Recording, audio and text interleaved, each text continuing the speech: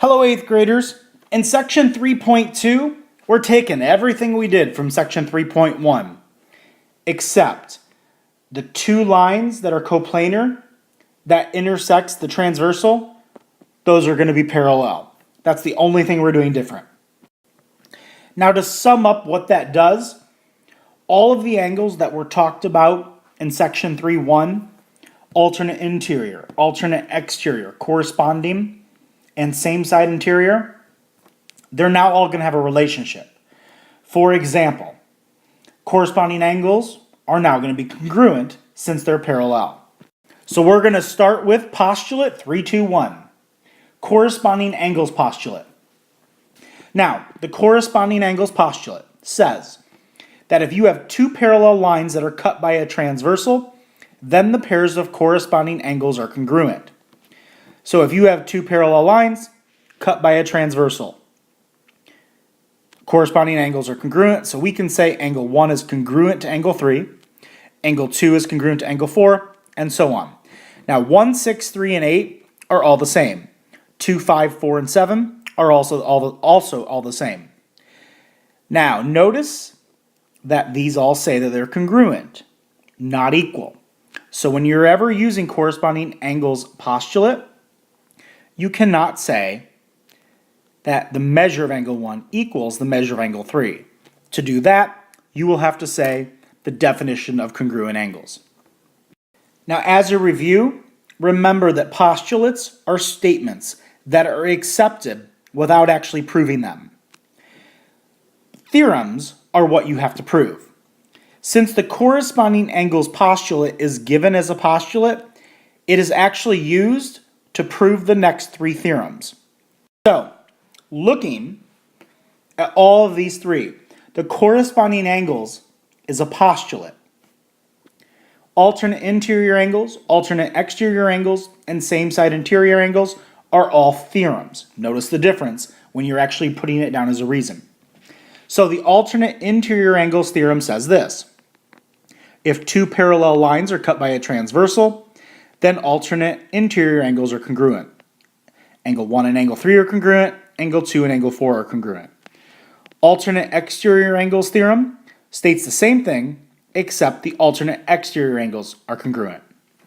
Same side interior angles say this: if two parallel lines are cut by a transversal, the two pairs of same side interior angles are supplementary.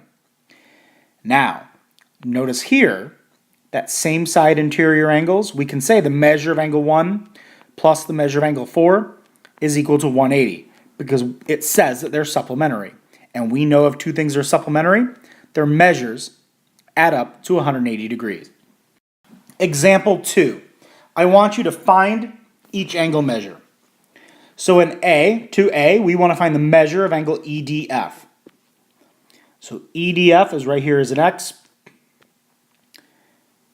Because we see these two red arrows, that means that lines BC and ED are parallel, and therefore 125 and X are the same because of Y. Why can you say that X equals 125? Because of the alternate exterior angles theorem. In B, we want to find the measure of angle TUS. So TUS is the measure of angle, well, what is right now 23x degrees. What kind of angles are these? They're same side interior. We know that same side interior says that those two angles are supplementary. Now we can write this because of the same side interior angles theorem. We can combine like terms.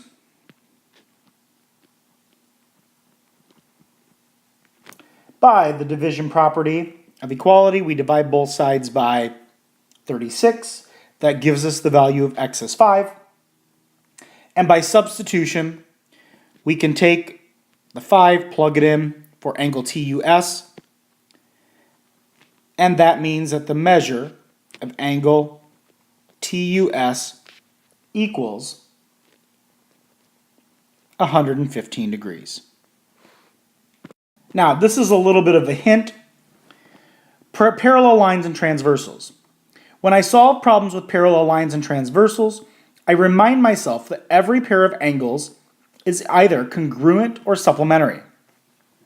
So over here, if R is parallel to S, all the acute angles are congruent, and all the obtuse angles, which I'll highlight here in red, are congruent.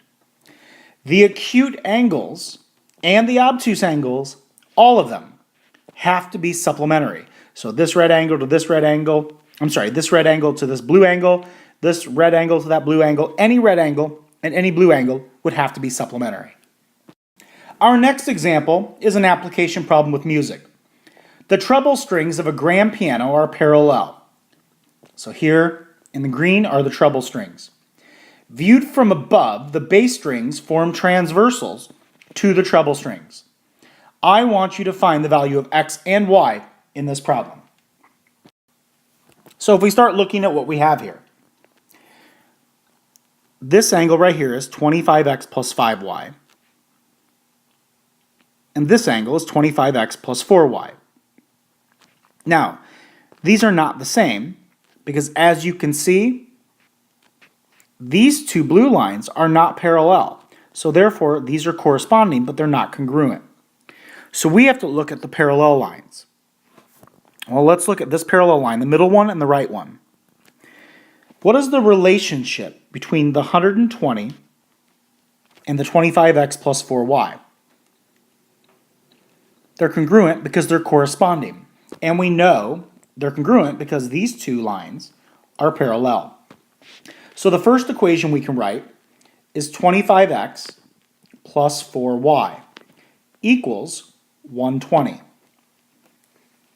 Now, if we take the left parallel line and the right parallel line, what kind of angles are 125 and 25x plus 5y? They're on opposite sides of the transversal, which I'll redraw them here. Here's 125. Here's the 25x plus 5y. They're alternate exterior angles, and they're congruent because of the alternate exterior angles theorem. And they're equal. So we can say 25x plus 5y equals 125. Well, we now have a system of equations. A system of equations can be solved by graphing, substitution, and the addition method. Well, since they're all in standard form, and they're all lined up here, I'm just going to multiply the second equation by a negative 1. That gives me 25x plus 4y equals 120. And negative 25x minus 5y equals negative 125. That gives me negative y equals negative 5. And that gives me y equals 5. So I know the value of y is equal to 5. And then I'm going to take that value of 5, I'll plug it back into the first equation. So if I plug it back in, that gives me 25x plus 4 times 5, which is 20, equals 120. I now solve this equation.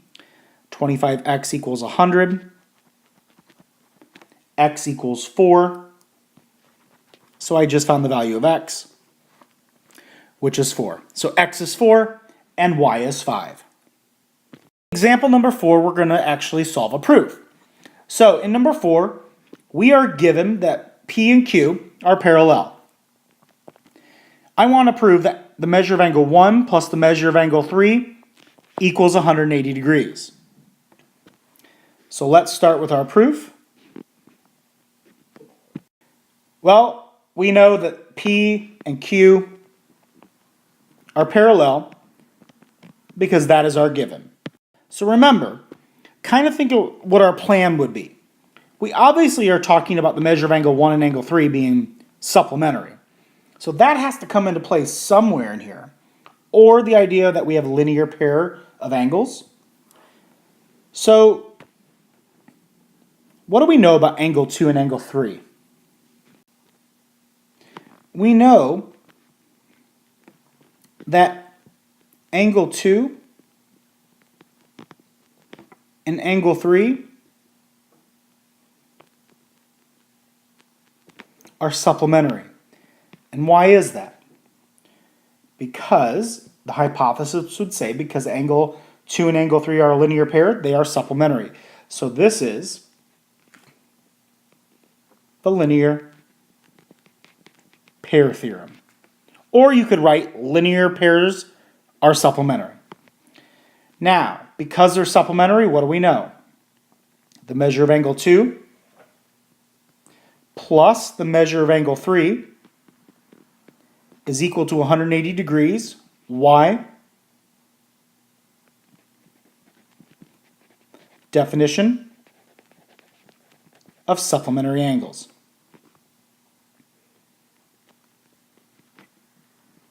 So now what can we do? Well, if you get lost at this point, look at what we have here. We have an equation. And here, we have an equation that we have to prove. The only thing that's different is the measure of angle 1 and the measure of angle 2. Well, let's look. Because these are parallel, what do we know about the measure of angle 1 and the measure of angle 2? We know that angle 1 is congruent to angle 2. Why? Because they're corresponding angles. And the corresponding angles is a postulate. So it's the corresponding angles postulate. So now we know that their angles are congruent. Well, because they're congruent, we know that the measure of angle 1 equals the measure of angle 2. Why?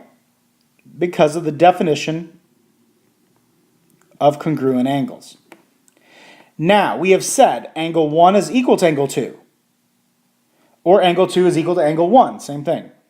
So, if the measure of angle 2 equals the measure of angle 1, and here's the measure of angle 2, by substitution, I can plug in the measure of angle 1 plus the measure of angle 3 equals 180 degrees, and we said it was because of substitution. Now in this section there are no new vocab words, but you do have the one postulate and the 3 theorems that you learned.